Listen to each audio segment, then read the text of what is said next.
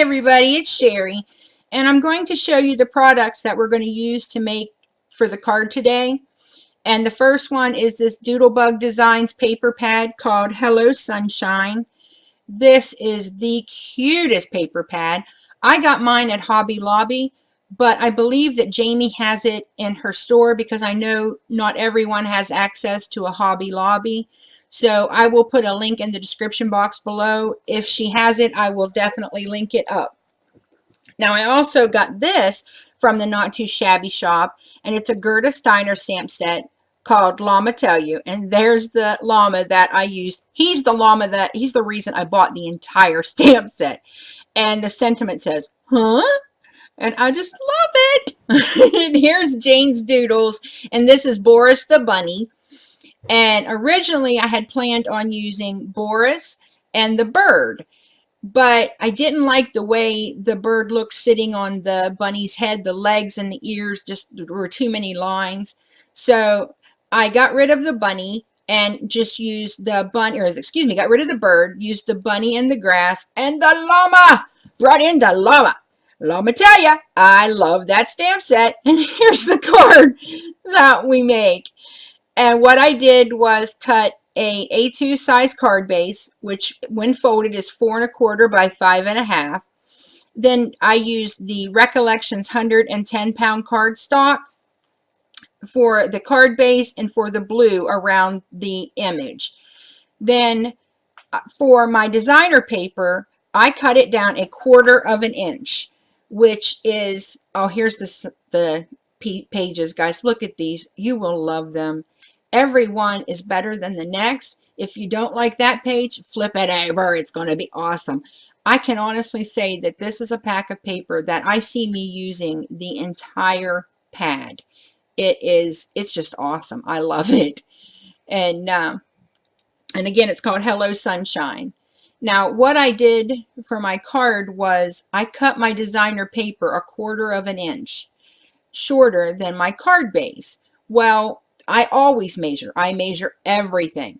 But when it came time to do the image, and after I cut it with my die, what I did was just lay it down on the piece of paper, and I cut it with the trimmer, and just cut it to where I thought it looked good. And I know that, you know, some people are fanatics. You have to cut, you have to measure, you have to measure, you have to measure. And some people hate to measure. And normally I do measure, but, you know, there are no mistakes in paper crafting, people. Do whatever makes you happy. You know, paper crafting is about doing what you like and spreading joy, in my opinion, to others. And I love it. And what you saw there was I was just going over the bunny's nose with the final color. I thought I had started my camera, and I didn't. So now I'm putting down the lightest color, and I've got this sped up quite a bit because I am just like the world's slowest colorer. And I'm putting my darkest now, and putting what I'm going to do is I want my light to be as if it's shining directly in front. So the middle will be the lightest, and the darkest would be on each edge. And because the bunny's nose would be sticking out a little bit, there would also be a shadow under it. And so I'm just going over that again with my lightest color to blend everything together. And I will put the colors that I use on the screen for every combination. And again, I'm just covering the base coat with the lightest brown and filling it all in to get started on my blending. I'm using the Copic Express It paper, but I'm almost out, so I'm going to be trying some paper that I had bought that was for the Spectrum Noir markers, and I'm just not sure how I feel about it. So I just still haven't seemed to have found a paper that I feel is right for me. Now you can see here I brought the stamp back in because I was having a little trouble figuring out what pieces were what through the grass. So I had to bring it over so I could make out where the bunny's legs and feet and everything was, because I didn't want to chop his little feet off. And again, going back in with my second color and just flicking it in so that it gets lighter as we go in toward the center, and putting down some shadow where the grass would be, you know, reflecting on his chest, and then filling it in with the lightest color that I used for my highlight color. He's fun to do. I didn't want him to necessarily look furry, so I didn't, you know, worry about doing any kind of texture or anything, just coloring up. And again, here I am putting down my lightest color for my ears. Now, because I wanted my highlight to be in the center, what you're going to see is I go up one side and then down the other on the bunny's right ear. And that's because I need to, as I move inward closer to where the pink is going to be, I need to put down a lighter line and a lighter line until I get the highlight to be the centermost point on the image. And so it was a little bit tedious to do it that way because there wasn't a lot of space. I probably could have, you know, got away with just using 2 colors there, but I went ahead and used 3 and just, you know, went around and cleaned it up all nice and pretty. And now I'm going to use my RV markers here to do the inside of the bunny's ears. Now you're going to see here in a second that I am not happy with the bunny's nose. I didn't want them to be the same color exactly because they're 2 different types of skin, more or less. One's wet and, you know, bumpily sometimes, and the other one's supposed to be smooth like the inside of your ears. But I do not like the color, so I'm going to go over it here in a minute with my lightest pink. There I go. I'm going to go over it and see if I can lighten it down just a little bit because I was not happy with it at all. And then we're going to, yep, here comes my E's for my llama. Now I sped this one up 3 times the rate, so you can tell I'm still a really slow colorer because I wanted to show you the colors that I used and how I colored it, but I really didn't do anything different than I did on the bunny. So I figured I would, you know, leave it in, just speed it up a little more for everybody else who wants to watch it. And if you don't want to see the llama colored, you can always skip through, excuse me, further along in the video. So I just put down my darkest, and now I'm coming in with my mid-tone. And even though my llama is lighter than the bunny, I still have the darker color up next to the ears because that's where the shadow would be. He wouldn't be an odd color, it would just be his darkest color. So I'm filling him in there, getting him all nice and purty. And I really wanted his ears to be really soft in the center, so I went over that several times with the lightest color of the marker that I used. And there I am again, just finishing up with my highlight, and I'm going to get ready here in a second to color the little tuft of hair on the top of his head. And when I did that, I wanted the tuft of his hair to be a little darker. I noticed that when I checked llama pictures online, they had, some of them would have a little fluff of hair or whatever at the top of their head that was a little darker than the rest of them. And on this one, I'm kind of moving my lines in because I want it to appear like it's curls, I guess. And so I'm just curling, making little loops all the way around for the bunny's head, or for his hair, excuse me, the bunny, for the llama's hair, and then just cleaning it up with my lightest. Here comes my B000 for the eyes. That just gives them a little light. And I'm going to go over them with my colorless blender to just soften it up.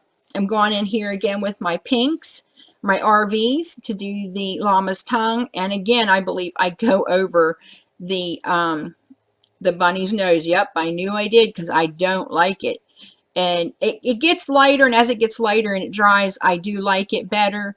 But it's definitely not, I won't do it that color again. Let me just put it that way. Here comes my W's for the little llama's nose, because when I Googled them, their noses were like a black color. They weren't coal black. I mean, you could see detail, but I wanted to be able to, you know, show a highlight in it. So I didn't use, you know, the complete black, but I definitely used the darker shades of gray.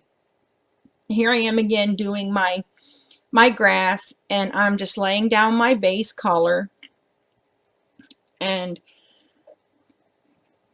coloring in the first, and then you'll see here in a little bit on the end where I didn't have a stamp.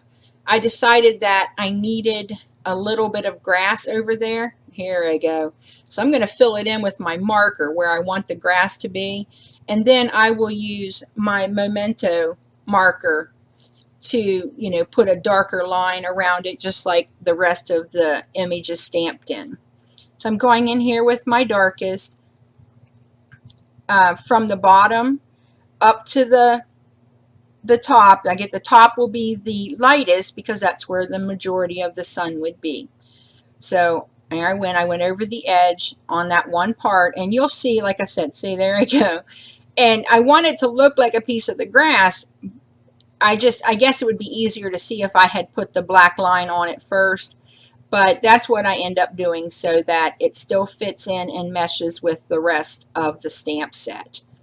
And I just go ahead and flick in my colors. I really like that technique because it makes it so that things are lighter. They start darker and they get lighter when they get to the edge, when as you lift your marker up. So I really like that technique, and I think that it really helps with blending your markers. And I mean, I know that not everybody does that, and I mean, I don't color everything like that, but anything I want to look like it has texture or differences in highs and lows in, as far as, you know, like texture in on the blades of grass where there would be indentations, I like to do the flicking technique because I just think it works really well for that. And here I am with my Memento marker, and I'm going to, yep, there I go, put the little line so that that grass just kind of blends in with the rest. And I'm going to use my marker to go over and highlight my image. I have started doing this. I saw Kelly Lovato, I think is how you pronounce her name, do it, and I like it. I really do like that it gives me a bold, crisp image. So I started highlighting, or not highlighting, but going over the edges of all my images when I was finished with my black marker. Now, if you're wanting to do no line coloring, you wouldn't do that, but if you're just doing regular coloring, you know, it's awesome. Now I'm using my clear glaze pen, no, my black glaze pen, excuse me, that I got from Jamie's shop, and putting that on the eyes. And now I'm going to go around. I wanted to give it time to dry, so I went ahead and did it, and then I came back to my Copic coloring, and what I wanted to do was make it darker in the center where the images were, and then lighter out towards the edge. So I started with my darkest blue, and now I'm back just blending in the rest. Actually, I'm using the chisel tip to blend in the rest to get the lighter blue that I want for the edges. And it works out really well, but I'm also using a lot of blue marker, so I am going to have to definitely get a refill here soon for that, because I can't keep doing this. You know, if you don't have a good fill of blue, then I wouldn't recommend coloring it that way. And so here I am, I'm putting the clear glaze now over the bunny's nose and the llama's nose. It just gives a little sparkle. And this is my white glaze pen. Now it'll go on clear, but once it dries back white. And you'll see it later on in the image. And here I am, I'm getting ready to cut out my llama, but I didn't have the exact size of die that I wanted. So I cut the left side first, and then I'm going to reposition the die and cut the right side so that I got it exactly like I wanted. I could have used the next size down, but it made it a lot narrower, and I really didn't want that. So here I am, I'm taking it out after I did the second pass through the embossing, or through the cutting machine, which I use the cut emboss, and measured it up there. Now, see, I'm not happy with the top. I didn't get it even because I wasn't paying attention. So I'm going to run it through a third time, cut that off, and make sure that I've got it exactly like I want it. And there it is. I love it. I love those dies. Now here I am, I'm cutting down a piece of 110-pound cardstock so that I can make my card base. 4¼ no, 5½ by 8½ scored at 4¼ gives you your A2 size card. Now here I am, I'm going to cut the paper that I picked out for the card base, I'm cutting it at 4 by 5 1/4 because I just wanted to go in 1/4 of an inch on each side of the card base. And I'm showing you there that I'm lining it up, putting him in there and seeing what I want to do next.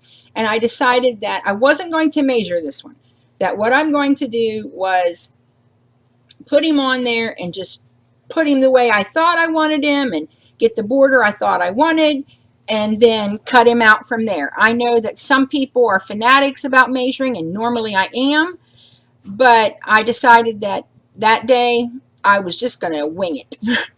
And now here I am cutting some fun foam to go underneath my image. I really like using the fun foam.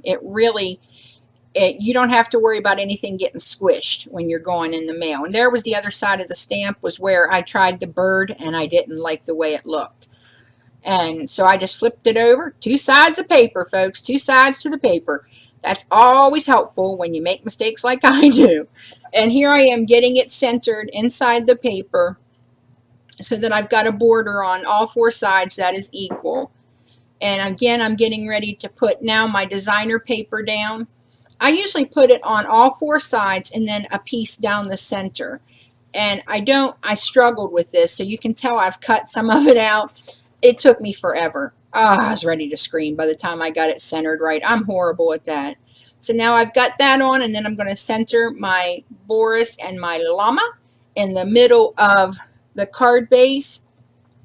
And when this is over, before this is over, we're going to make an envelope to match the card. And there it is. I love it. I love the little llama. So what I did was I got a blue envelope out of my stash, and I'm using some more images from the Llama Tell You stamp set. I used that little guy. I used the hill side that's in there. And I knew I was not going to color this, so I was using my Versamark or my Versafine ink, Onyx Black, because I knew I wasn't going to color it. If I was going to have colored it, I would have used my Memento, but I like the darkness of that ink. It just stamps so nice and crisp. Here I go putting the last little llama on, and the whole reason I bought the stamp set, here he comes. Boom! Yes! I love him. I just think he's so cute. And, oh, I do love him. I love him. I just think he's hysterical. He's one of the best stamp sets I have seen in a long time. And here I'm just taking my Memento marker and drawing the hill down the rest of the way, because I didn't draw it far enough down. I didn't stamp it far enough down. Excuse me. So I'm getting ready here to put a little box for the address to go, because I always want to make sure that that part's really clear. So I'm using my T-square ruler and just guesstimating how much space I think I will need for the address. And I'm going to put in the square, and then you get over here and I realized that I went longer on the bottom. So to just cover it up, I just made little dash marks on all the corners and I took care of that. A few little dash marks in the center, and this is done, folks. I hope that you enjoyed this video. If you like it, give it a thumbs up, and happy crafting. Bye.